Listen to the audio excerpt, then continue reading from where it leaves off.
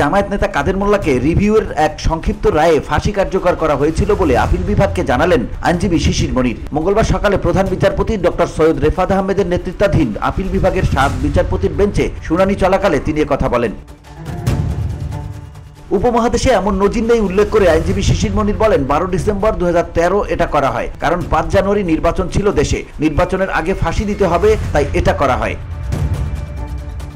তিনি আরো বলেন, রিভিউ যখন খারিজ হয়, কেন খারিজ হলো সেটার কারণ লিখে ফাঁসি দিতে হতো, কিন্তু সংক্ষিপ্ত রায়ে লেখা ছিল না কি কারণে রিভিউ খারিজ করা হলো। সংক্ষিপ্ত রায় সাধারণত আসামিকে কারাগার থেকে বের করার সময় করা হয়।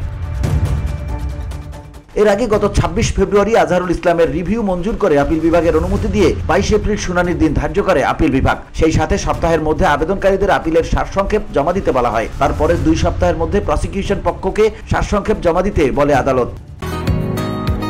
বসুন্ধরা, উত্তরা, বনশ্রী, কুড়িল ও বাড্ডা সহ রাজধানীর বিভিন্ন স্থানে অভিজাত ও অত্যাধুনিক মানের ফ্ল্যাট কেনার এক নির্ভরযোগ্য প্রতিষ্ঠান প্লেজেন্ট প্রপার্টিজ লিমিটেড। তাই আপনার স্বপ্নের আবাসনের জন্য আজই যোগাযোগ করুন। Pleasant properties limited, where destiny matches eventually।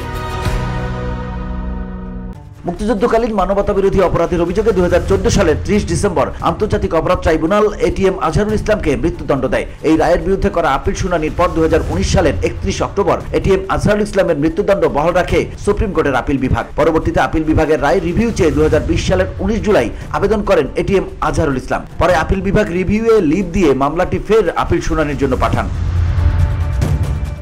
VOD Bangla news desk.